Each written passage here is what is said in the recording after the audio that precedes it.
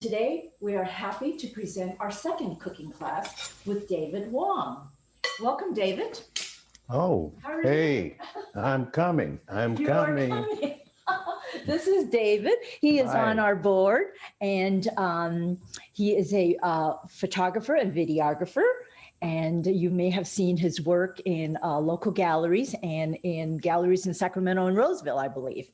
And one thing about David that I'm really impressed with is that he takes people around the world and he does photography workshops. And you've been to China and Italy, France, Ireland. Ireland. Where else? Did I miss anything? And we're going back to Ireland.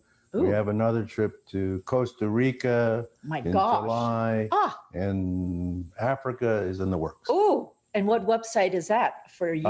You can go to Photography by David Wong. Oh my and goodness. As soon as I update everything, you'll be able to see everything. My goodness. Oh God, this is exciting. Yeah. Anyway, we love David's photography and videography, but we're not here today to talk about that. We're here today to talk about his cooking skills. And he grew up in San Francisco, in Chinatown? Yes. Chinatown, Yeah, and also in the peninsula. And he learned a lot of his Chinese cooking from observing his mom. And also, a couple of years ago, he did a couple of cooking classes at Tessa's Kitchen in Grass Valley, and I attended a couple of those. So he was really good then. So yeah. Well, I was an assistant to Alan Tangren, and we were doing he was Chinese a sous cooking. chef, but rubbed off on him anyway. So before I turn the class over to David, want to let you know that his recipes are available online at catsweb.org. Okay, so if you haven't downloaded it, you can do so after the show. And our cultural enrichment programs are free. However, we welcome donations to support cats. And I want to also ask you to mute yourselves on your computers and devices and unmute when we're ready at the end to take questions. And if you have questions, go ahead and send them to the chat feature and we will review them. I think that's it for now, huh? Okay. I think so. Okay, David, it's all yours, and I'll be back later on to wrap up. Enjoy. Thank you. Well, hi, everybody. I'm usually better on that side of the camera, so you'll have to forgive me. Coming off a little bit of laryngitis, so my voice will sound a little funnier than it already is normally. But today, I thought we would do just a couple of quick dishes. We have the stuffed tofu with shrimp, and that's deep fried. And then we're going to do a simple stir-fried beef with asparagus. And pretty easy to do. If you've seen the ingredients, they're on our website. But I thought I would try to take you through and show you how I do it. Not just, a lot of shows, they have the ingredients and they all throw them in, they're already pre-cut and everything. But part of that, especially with Chinese cooking, is that's part of the cooking, is how you cut things and how you slice and all of that. So I'll try not to bore you. We'll do a little bit of that, and we're going to start off. I'm going to put on my glasses so I can read and see. Everything that we have here, pretty much you can buy at Safeway.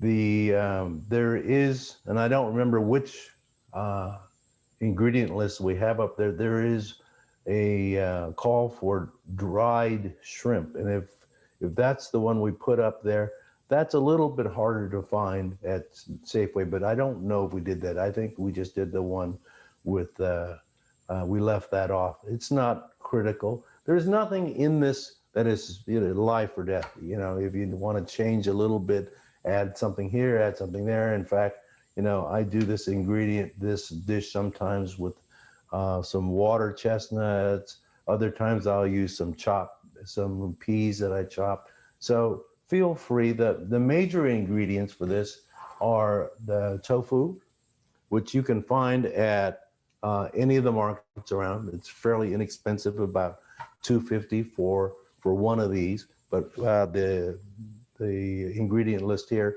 we've got 2. So this is enough for a family of 3 or 4, and it's almost just a dinner just in itself. So we'll start off with that. And the biggest thing with this is, you see I've taken this out of the container already. And you want to take it out for a few minutes and let it drain and dry. So because it comes packed in water. So we'll take this and I'll show you. This is probably the hardest part about this, is just getting this cut. And what we do is we take each block of tofu, and this you want to be a little bit precise and cut this in half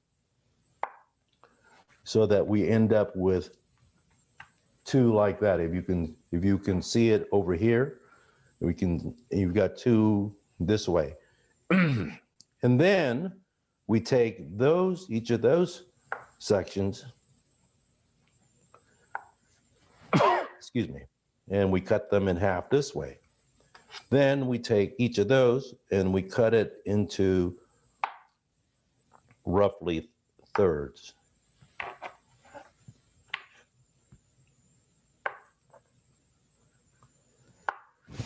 Excuse me, sorry. So you end up with 12 pieces. And here is the trick to this. You're going to take a teaspoon here, and you're going to take one of these blocks, and you use a teaspoon, and you're just going to make a cut.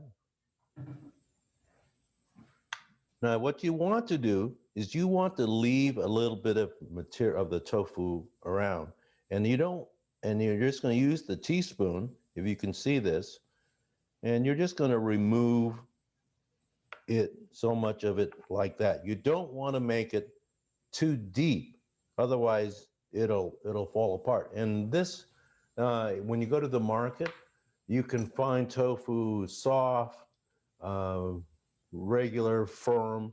This is extra firm. If you don't get extra firm, it'll fall apart on you. So the good thing is that's usually the one that's most plentiful. Everyone buys the regular one. If you buy the soft one, that's great for soup, but for this you want extra firm. So you're going to take these and you're just going to go each one, and you don't have to be that precise because you're going to overfill all of these. I'm going to do this and set this, and we'll start. You have to be a little careful. You see what I've done here. It was a little rough and it broke a little, but that's okay.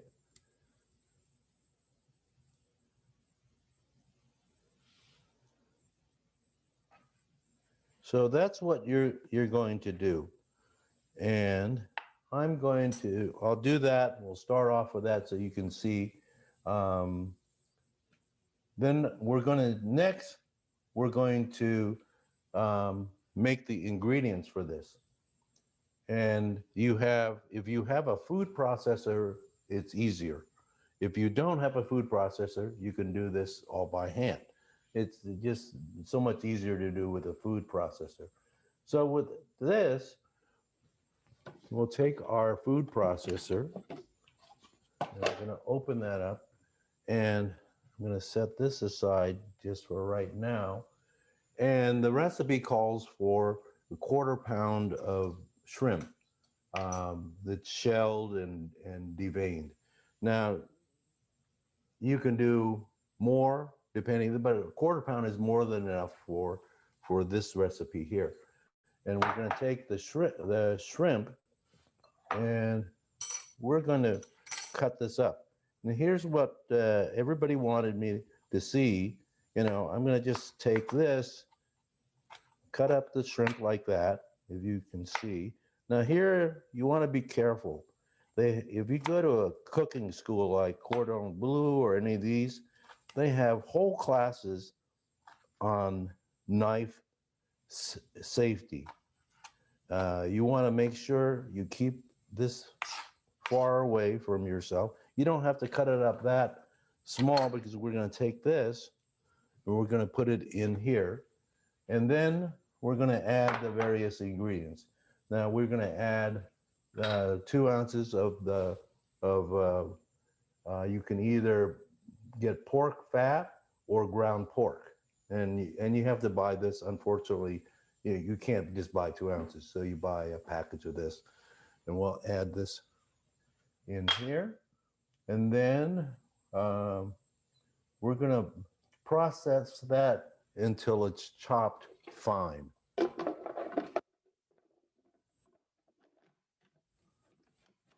And that is just a few seconds.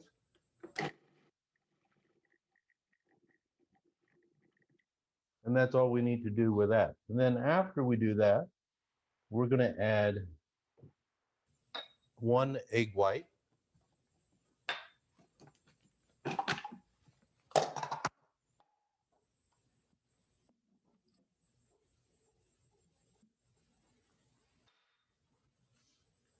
We're going to add cilantro. Now, the cilantro is a great ingredient. This is all we need. But people ask, how do I chop the cilantro? So we're going to take the cilantro, and what I like to do with the cilantro, and up to you, but I always like the leafy parts of the cilantro more than just throwing the whole thing. And if you just grab some of the cilantro here, and I usually don't use this part of it because I find that the leafy part is what I want. So to cut this, I watch people cut all the time, and they're going like this. If you hold the knife, the edge of the tip of the knife like this, I just go like that. I do that for all my fine chopping, whether it's garlic or cilantro or whatever. And you don't have to worry about cutting yourself. There you go. Now you have a nice amount of cilantro finely cut. All right, then we're going to add ginger. Making a mess here. So with the ginger, at the market, you can get the ginger root like this. And some people keep it a long time. Some people put it in the refrigerator. It does stay a little longer in the refrigerator. And all I do is I cut off the ends of it till I see the fresh part. And it's, it looks clean and white. So from there, I just slice it like that, and then I put it together. Now, when you cut, you always want to keep the knife away from your fingers and just using the knuckles as a guide. I can kind of slowly feed that. And you can see I'm just doing little julienne strips of the ginger. Now this calls for the ginger to be minced. So then I just take this and I just, using my knuckle as a guide, I come over here. And then again, it's just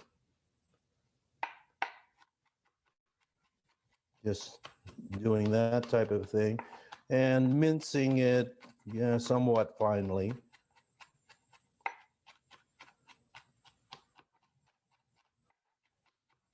And there we have plenty of ginger.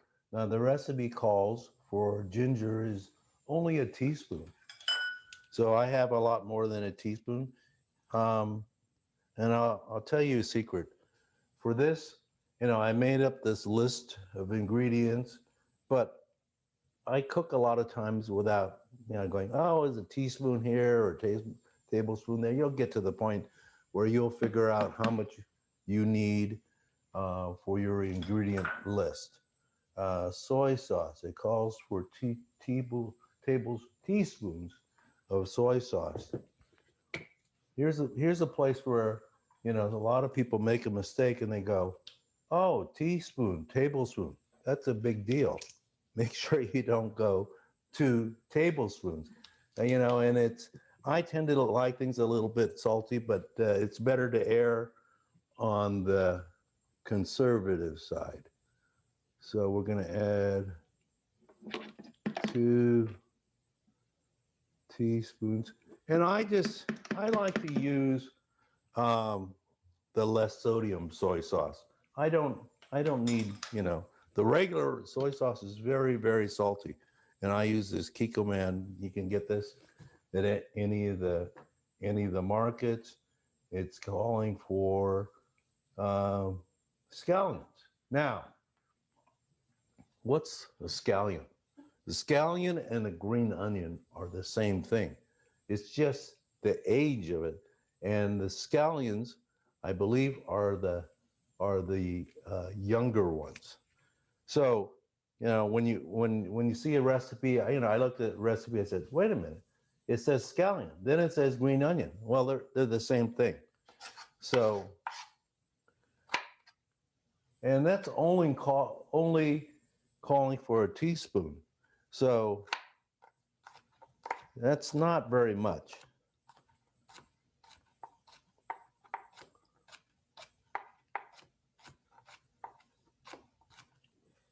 There's the white. Now the white part has a little different taste, and I tend to use all of it. And I don't think, to tell you the truth, you can use too much of the green onions. You just want it to be fresh.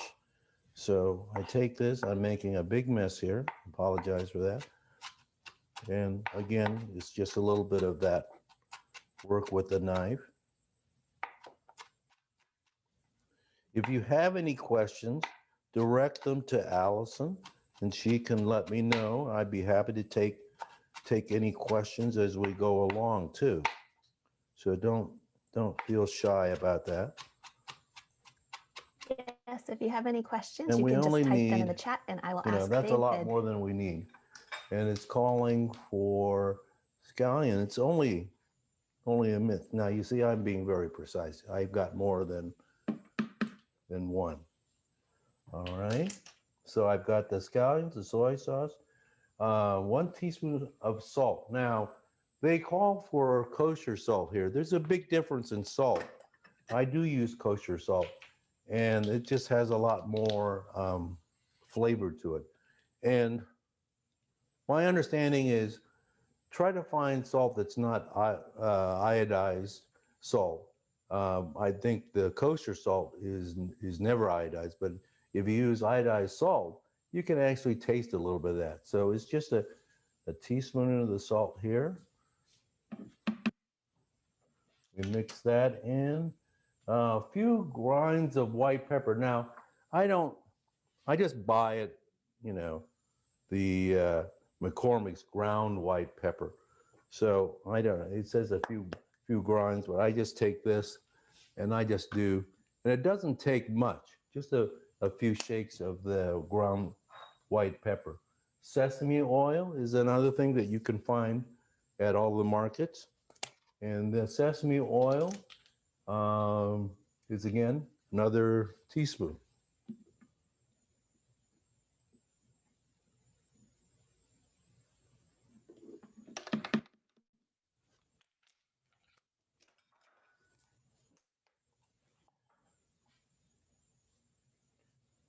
Cornstarch. Now there's the recipe has cornstarch in two places. This part of the cornstarch you're going to mix with this part here. The second part of the cornstarch, you're going to use that for the gravy.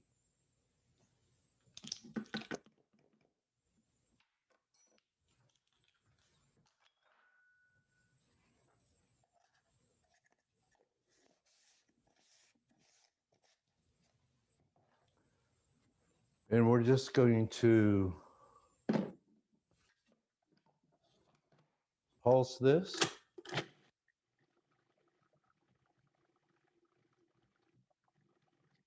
Now this is our stuffing now for our tofu, and we're going to put it in here. Now the one thing that you didn't see me do is I have the oil heating up, and the important part, one of the most important parts of this is heating your oil up hot enough. And I'm going to walk back here and double. I turned this on before we started.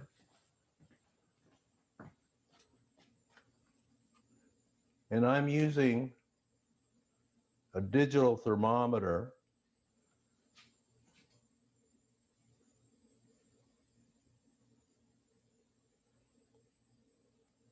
So this oil is up a little hotter than I really wanted it, but I'm going to turn this down to sim. It's calling for 350 degrees, but you'll have to put your oil up probably closer to 400, 415 degrees, because as soon as you put your stuffed tofu in there, it's going to cool down right away. I'm going to wash off this spoon.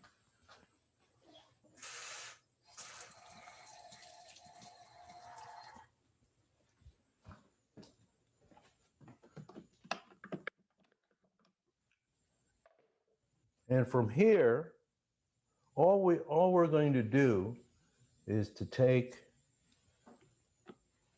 our stuffing. I'm going to take this blade out of here.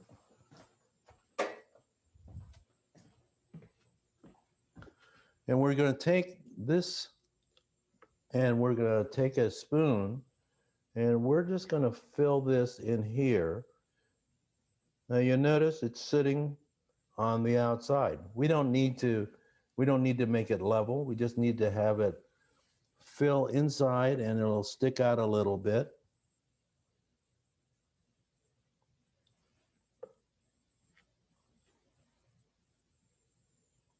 Don't worry about making it too pretty or anything. It'll look great once you're done.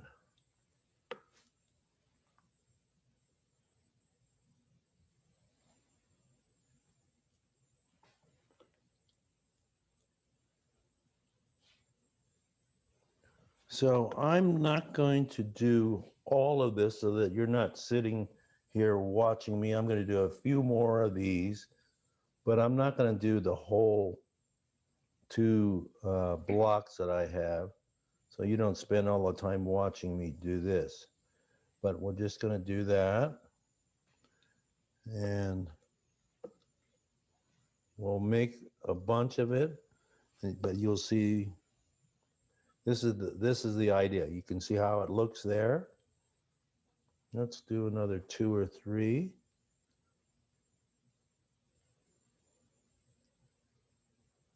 You can see it's not a real precise process.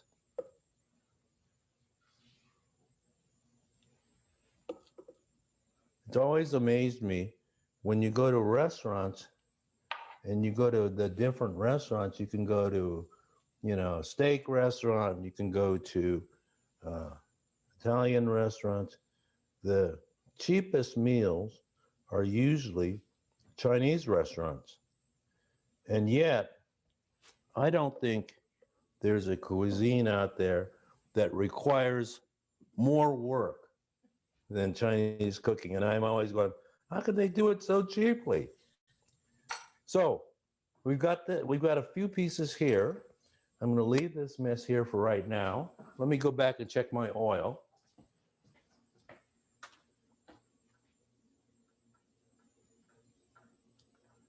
And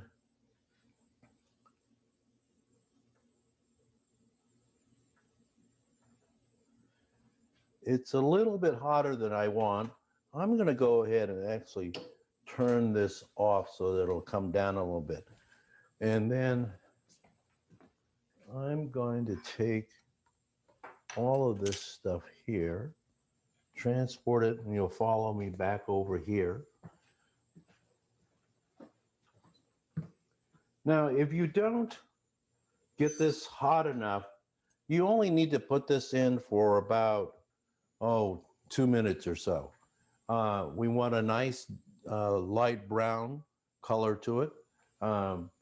And be very careful. I wear glasses as reading glasses, but if you don't wear glasses, you might think even whenever you're dealing with oil like this, you want to make sure that it doesn't splatter on you. If you get any water in this, it'll pop and you could burn yourself. So having glasses to wear, or even, protective safety glasses, you might want to do this. But you're just going to take this, and when you first put this in, it's going to splatter. You can hear it. I don't know if you can hear it.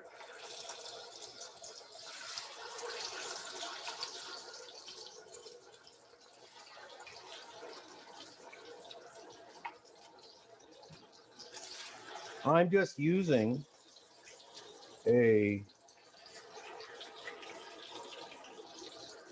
couple quart pot to cook this in. I have a little scoop here to scoop it out rather than to try to pull it out with the tongs. And it's, I've got the oil off because it was hotter than I really wanted it. It doesn't take much.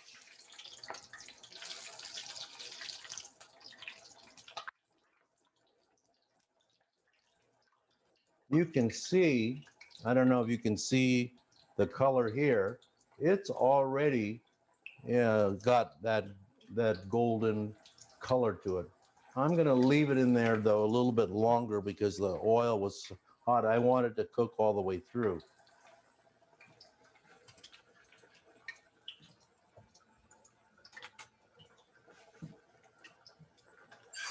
Just have a rack with some paper towels on it.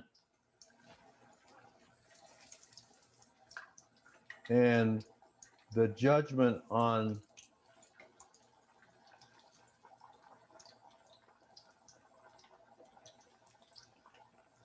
can you see that?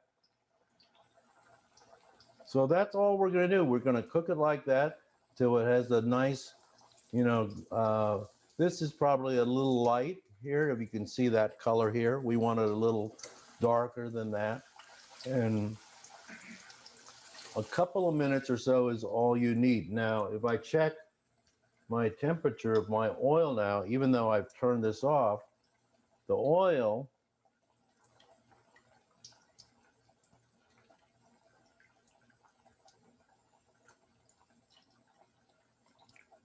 it's 307 degrees. It's actually a little bit cool. So I'll turn this back on. It's easier if you have a gas or a propane stove to control this. I used to have an electric stove, and I wasn't a big fan of it.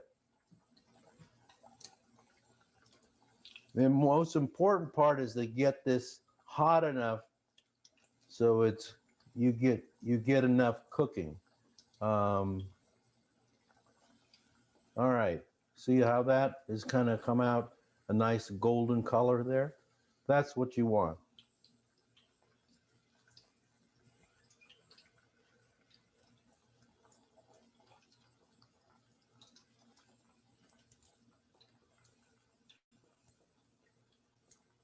And we're just gonna put this out here. Be careful, the oil will burn you if you're not careful. Here you might just want to do this. And I use this little Chinese wire basket as let it drain there.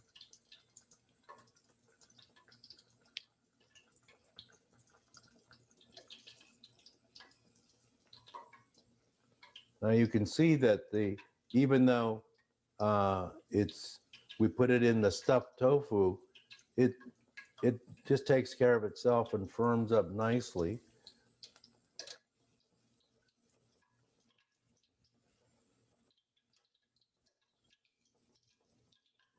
And you just keep doing this. You can reuse this oil, but it's, the best restaurants, when they do fried foods, they always use clean oil. That's what you want to achieve. Now, the one thing that we need to do, other than clean up a little bit of my mess here, is we need to make a little bit of a gravy, a cup of low sodium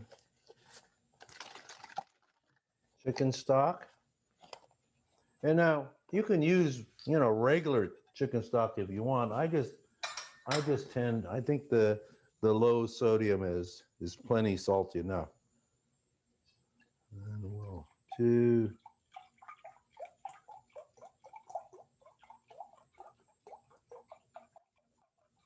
a cup of that.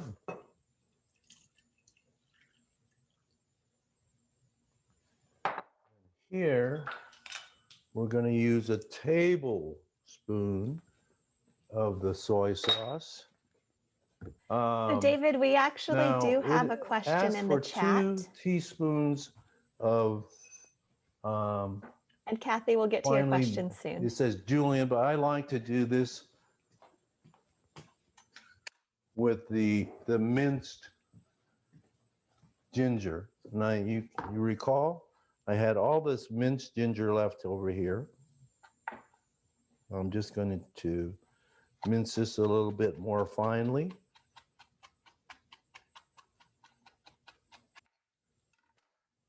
And it's calling for 2 teaspoons. There's 1.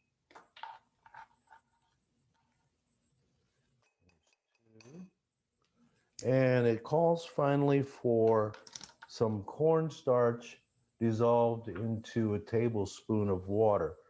Then we're going to take the same cornstarch and my teaspoon. I'm just going to use my fingers here, pardon me. And all this is just to thicken it a little bit. And we're just going to dissolve this and add it into, for our gravy. We'll put this back on here just for a few minutes.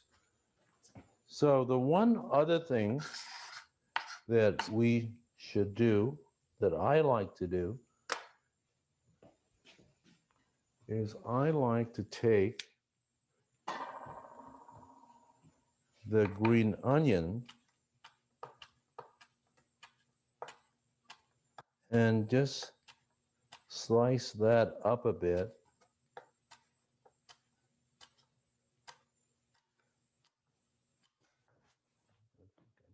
Add a little bit more. I'm going to add some of the white part here.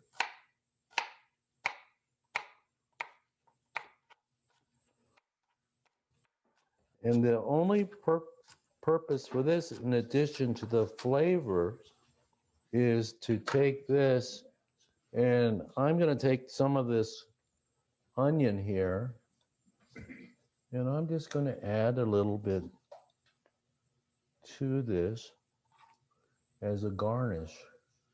It looks nicer than just leaving it alone. And I'm sorry, I'm a little bit sloppy with this. Do I have any questions or anything? Yes. Yes? So David, one question is, what kind of oil do you recommend? Well, I use the canola oil. It's just regular canola oil. I've used olive oil, but olive oil, it tends to burn. And canola oil, vegetable oil is probably better for this, for Chinese cooking. Yes, we have 3 more questions. Yes. So if a person doesn't want to deep fry, do you recommend another way for them to cook the tofu and shrimp? Excuse me. Um, I don't, it's hard to get. I've tried not deep frying, but the tofu is very hard to get that texture without deep frying it, unfortunately. And you can, I guess you could try cooking it just in a regular skillet and cooking the shrimp mixture and then putting it into the tofu, but that's, you know, the deep frying makes sure it assures you that it's cooked all the way through. Okay, thank you. Okay. And does the shrimp ever fall out of the tofu? No, you can see that this actually works pretty well. Yeah, it can, but I've not had a problem with it once you stuff it in there, because you'll see that the mixture here is fairly gooey. So it sticks in there pretty well. All right, and then we just have one more question at this time. And the question was, did you need to peel the ginger before you were chopping that up? I I never peel the ginger. You know, especially if you're worried about the cleanliness and everything, because you know we're cooking it in high heat. We're heating up the gravy. I don't usually worry about it. You can if you want, but I don't go to that. You know, in all these years, I've never done that. Okay, so I heat it up. All it is a little bit of this chicken stock, and that's our gravy for this. And I'm going to take the plate here.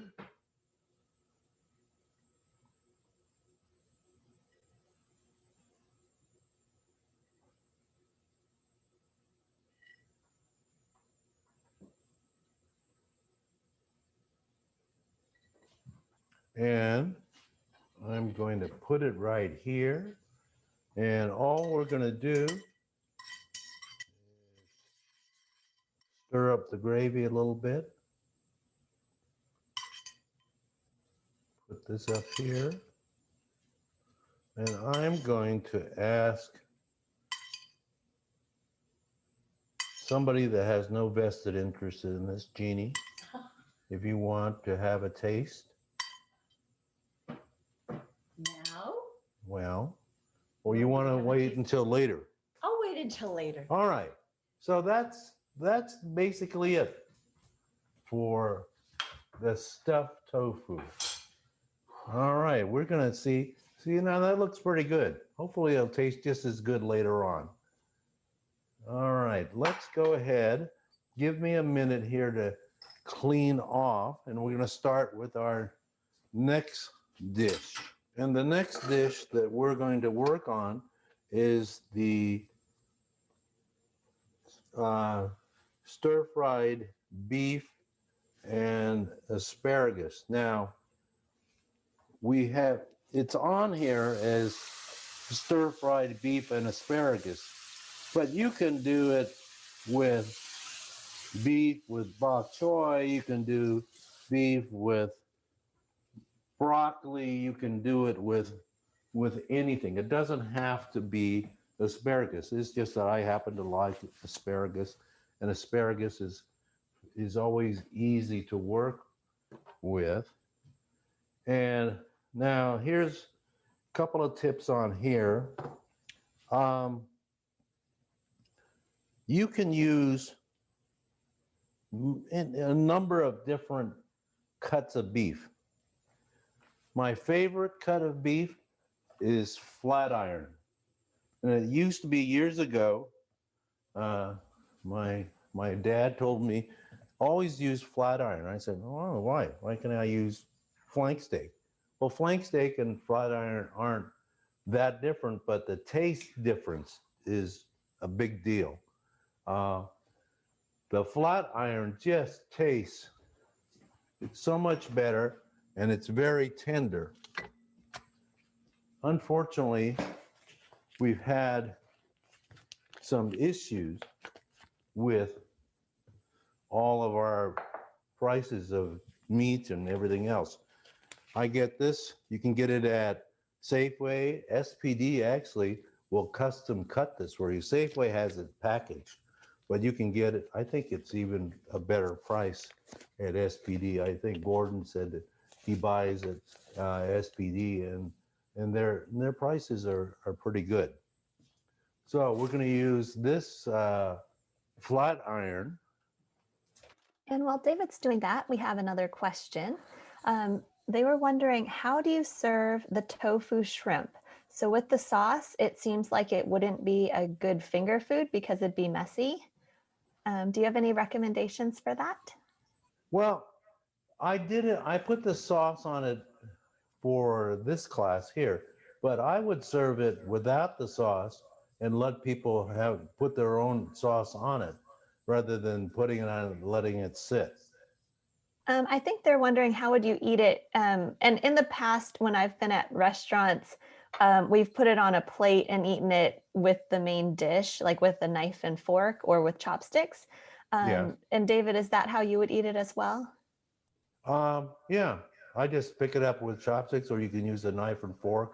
You know, they're kind of bite-sized pieces, so you could just take one piece and it's almost finger food.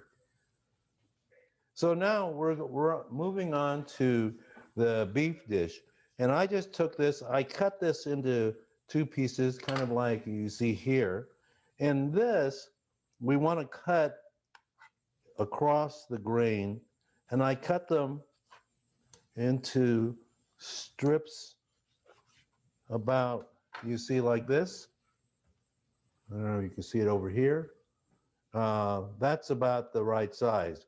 If you cut them too thin, then they get overcooked easily. So we want to slice this diagonally.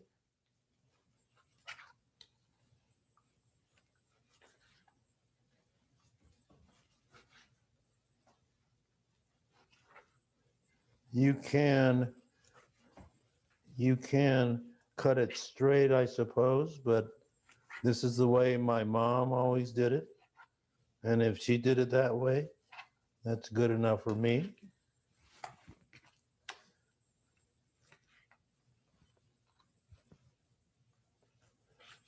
It's always easier if you have a nice sharp knife. I could have sharpened this one up a little bit more, but now if I had a piece of flank steak, you'll see the difference between flank steak and flat iron. I believe the flat iron is part of the chuck. I don't know if I have that correct, but you can ask your butcher and ask especially the butcher at SPD about the difference between those cuts. Okay, I put the flat iron in a bowl, and what I do with this is I do a little bit of marinade. I'll take about a quarter of a cup of the light soy sauce.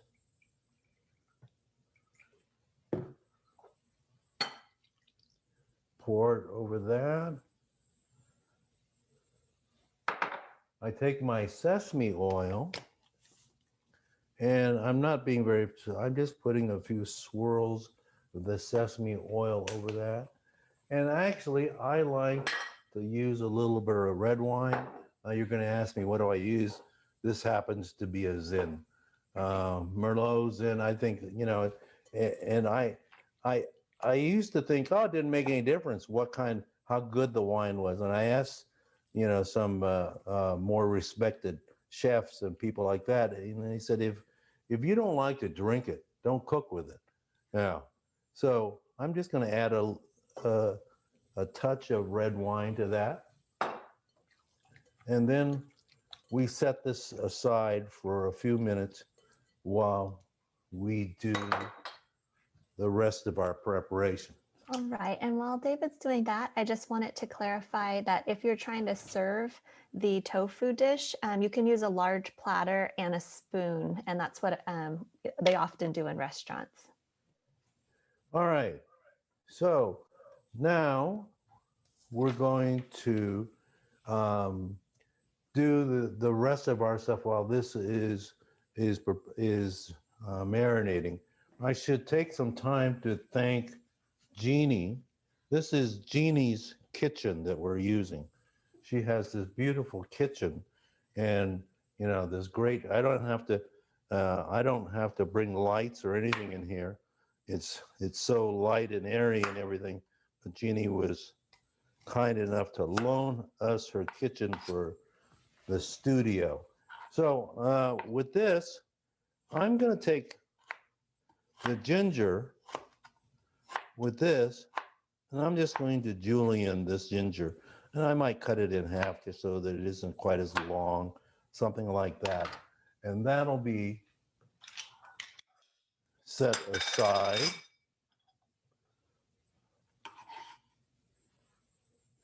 Now, I could have done this earlier, but I wanted to talk about, I like to add a little red onion. You could use yellow onion or red onion. And I'm kind of particular. I don't want to get cut. And, you know, cutting this, they're kind of awkward and you get your hands slip. So I've gotten into the practice of just cutting part of the red onion like that. So now I have a nice flat surface and I can cut it without it sliding all over the place. So I'm just going to take, now the recipe I have here says half a red onion. I'm just going to take about that much of the red onion, and I just take that and I cut it into smaller sections. And then we have, let me see, let me put this in a bowl here.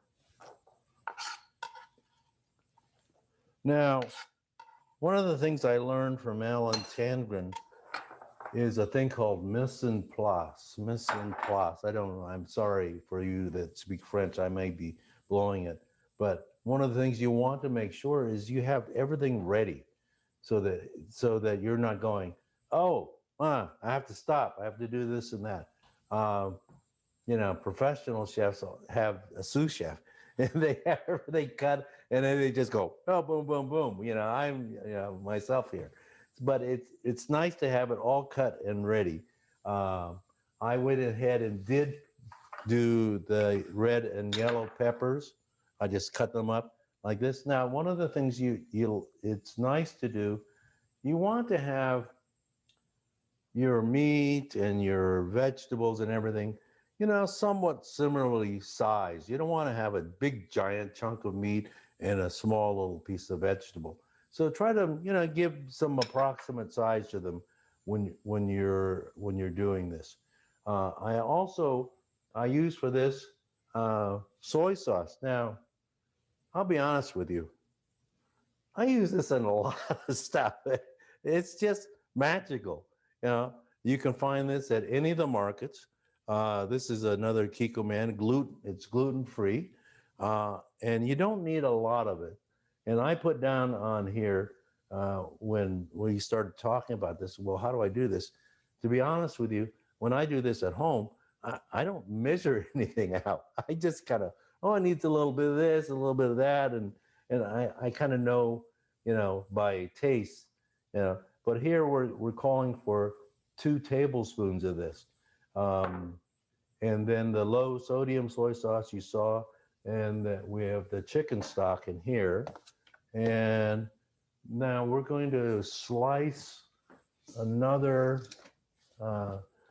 green onion here.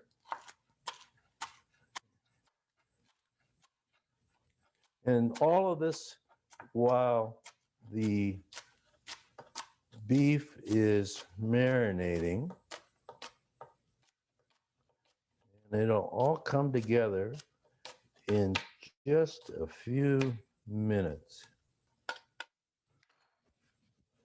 And then we have mushrooms, which I've gone ahead and pre-sliced. Mushrooms, you can use shiitake, you can button mushrooms, whatever you want.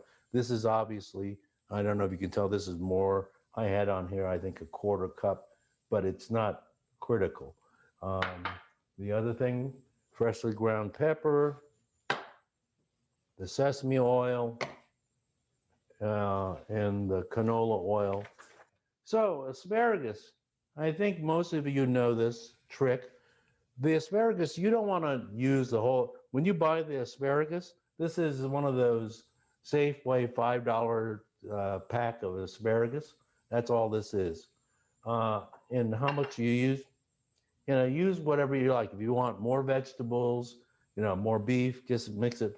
But the asparagus, I'm assuming you all know the trick. You take the ends of it and you pry on it until it breaks. That part where it breaks is the part you throw away, and this is the part that you use. It's the more tender part. Now, I don't know if you can see this. I like to do this asparagus diagonal, not too thin, just diagonal pieces like that.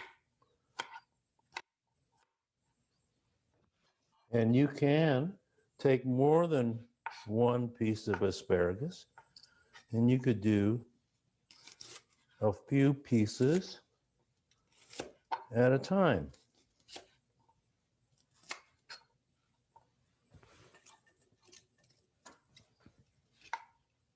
Now, why do I do them diagonally?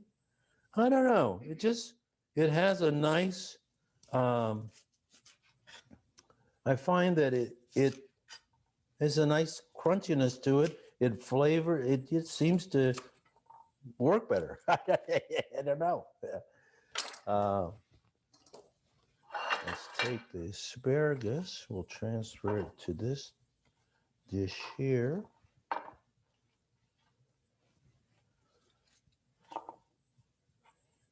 And we will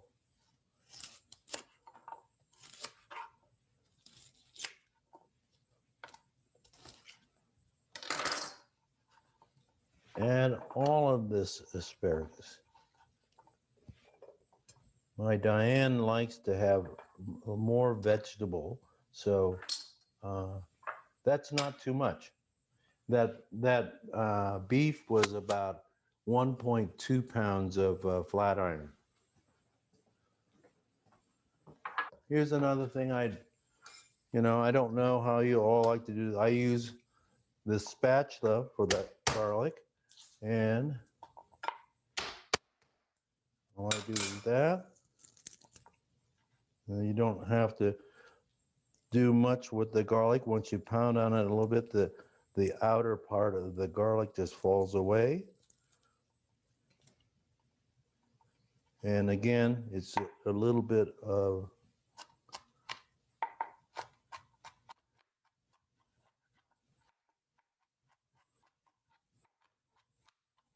now, here's one thing that you have to be very careful of. The garlic doesn't take long to cook through. You don't want to overcook your garlic. If you overcook your garlic, especially in wok cooking, it'll get a bitterness to the taste. So we want to make sure we don't overcook our garlic. We're going to turn on our wok. Now, you can use a regular steel wok like this. You can use one of those non-stick ones, but I've been using. You'll find that all of the chefs in the Chinese restaurants, you'll find they all use a steel wok like this. So we turn it on high heat, turn that on. It's always good to let the wok heat up a little bit. And then I just take the oil, drizzle it in the wok, and then I swirl it around.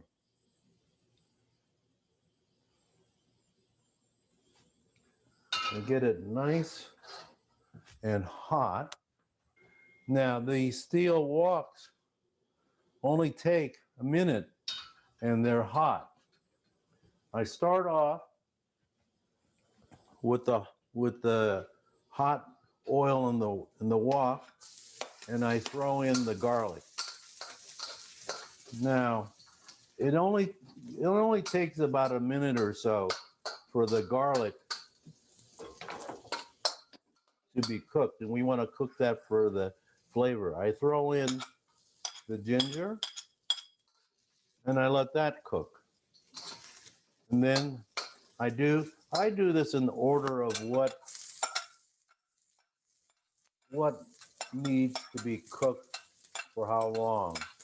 The garlic is, but once I start adding the other ingredients, it helps to stop the garlic from overcooking. And I'll let this cook for a few minutes. I'll add my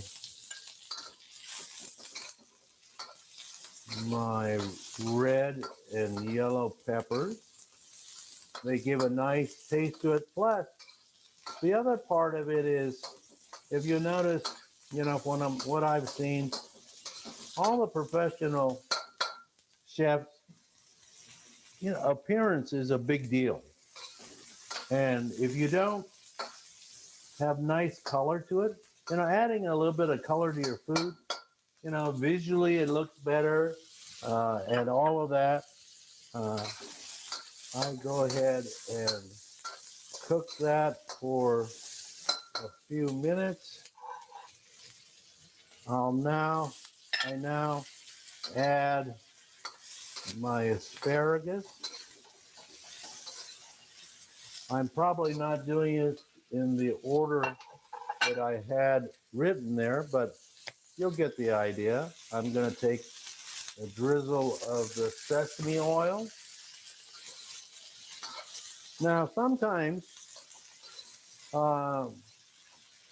you can also blanch or parboil, parboil the asparagus. You can cut the asparagus and just set up a pot of boiling water and put the asparagus in the boiling water for a minute or so. We're going to let that cook for a few minutes, and then I'm going to get a bowl.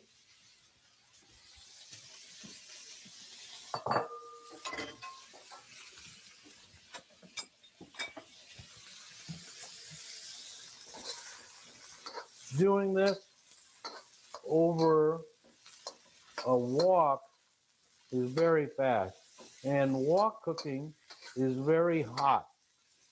It's not slow cooking. When I was growing up, my mom had a commercial wok with two rings. One ring was this big, one ring was this big. My dad had this big commercial wok put in the garage with a hood. And you see how much heat we get off of here. That wok probably threw off 3 or 4 times as much heat as this does. And it's very fast. If you ever watch any of the cooking shows, you'll see the Chinese chefs in the kitchen. They have flames coming up, And I don't know. I've never cooked in a commercial kitchen like that, other than a little bit of the test kitchen at Texas. But I get this going, and then I like to add, whatever the measurement. In this case, you'll forgive me, I'm adding a little bit of chicken stock. It adds flavor. It helps to cook the asparagus a little bit. And this is a two-part process. So now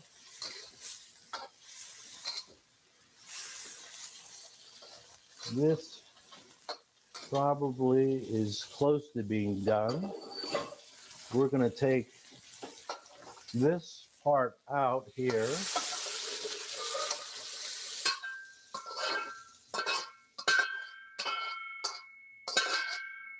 And now I'll heat up the wok again.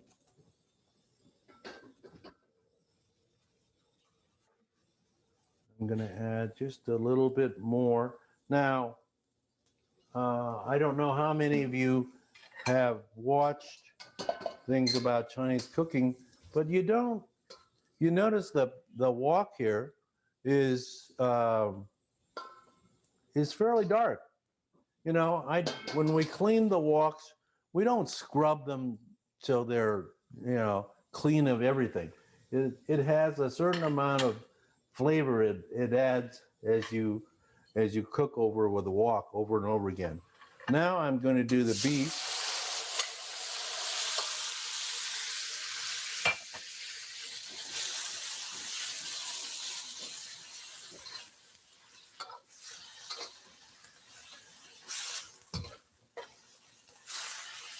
And one of the tricks that I've learned, I used to eat out with my parents and my dad later on in the later years. We ate out 3 or 4 times a week. And one of the things that in eating out at restaurants and better restaurants, they never overcook everything. And you don't want to overcook this beef. You know, that's the killer. One of the things that the difference between American style cooking and Chinese cooking is things are cooked just enough. You don't want to overcook your chicken. You just want it to be cooked just enough. So you see, I don't know if you can tell, that the meat is brown. It's still a little bit raw in the middle, but that's all I'm going to do for the beef. Then at this point, I'm going to take the ingredients that I've already cooked, and I'll add those together. Because if I try to do that all in one single step, either the beef gets overcooked or the vegetables are not cooked enough. So by doing it as a 2-step process, it works better. Now, at this point, we still have our oyster sauce, and this is, you notice I did not put any salt in this. This has got plenty of salt in here. And you can take I think I have on the list a 1/4 cup. You know, I kind of eyeball it. You can do a 1/4 cup, something like that much, if you can see it.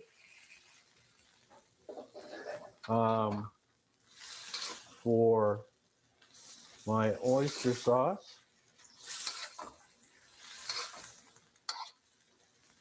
And it's got a nice thick gravy to it. The last thing I add are the mushrooms.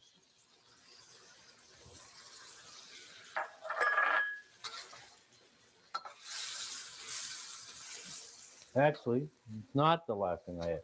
I add the mushrooms second to last. A little bit of the freshly ground pepper.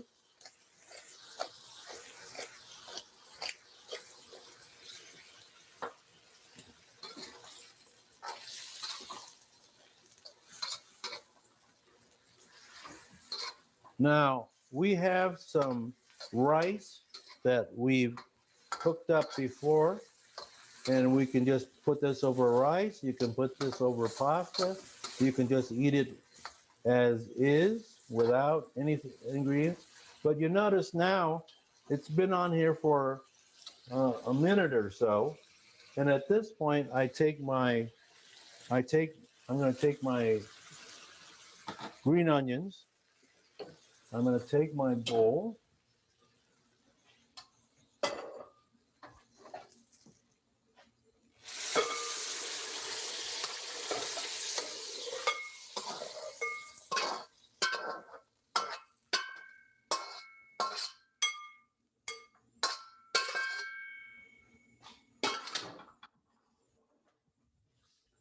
And I take my green onions as a little bit of garnish.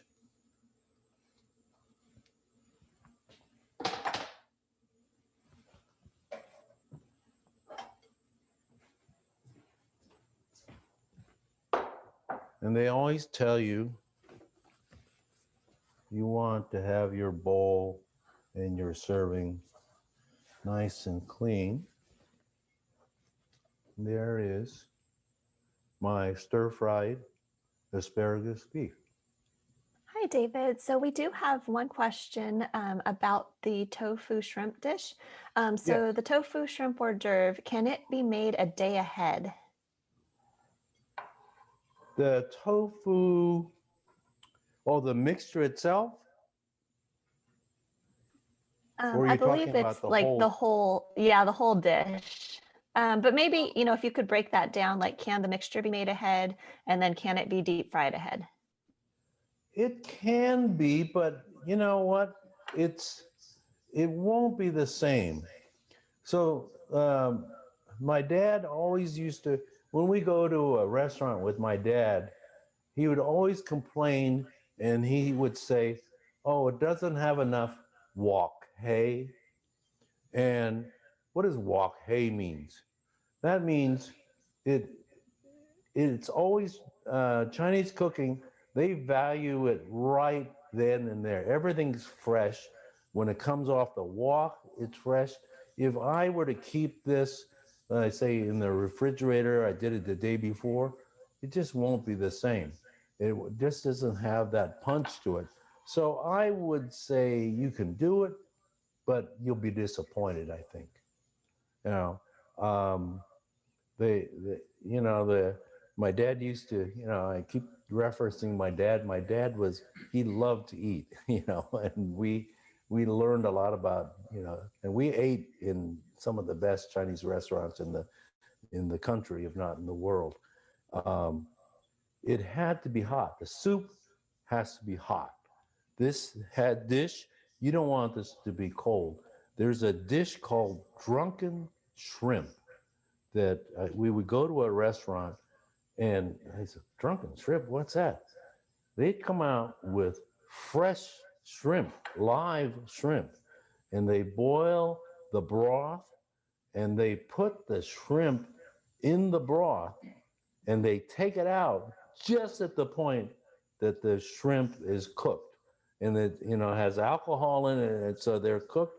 And then you see the shrimp and it's kind of like, it's kind of shocking, but there's nothing like fresh food. And you go to a good Chinese restaurant, you'll notice they have tanks of seafood, fish, crab, lobster. They're all live. There's nothing like having fresh fish. They don't have refrigerators in a lot of these places for that. And that's a big secret. So a long answer to your question is do it and prepare it and serve it right then and there. Other questions? Great. Thank you, David. At this time, there's just one more question. This might actually be directed towards Lisa. But has Katz ever thought of selling aprons? They are cute. Jeannie. Oh, that it's an idea that we have entertained, and let's think seriously about that. We'll talk about that at our next board meeting. Okay. That will be one of our So merchandise. for those of you out there that are still around, you can raise your hand Do you want to have, some neat aprons like these cats aprons? Raise your hand and let us know, or send us an email. Let us know. All right. Yeah, and those aprons were actually, the original ones were created by Lisa Moon, one of our board members, and also my mom. Well, thank you very much, Jeannie. Thank you for the What do use you of your got? kitchen. Ooh, We're going to yummy. do some more of this. So Mm. too bad you're not here to join us. If you have questions or whatever, I'm a pretty simple cook, but I'll be happy to answer any questions I can. Well, it looks yummy. I can hardly wait to taste test. Okay. Okay. Thank All you right. very much for joining us today. And we'll see you on June 25th at 7 p.m.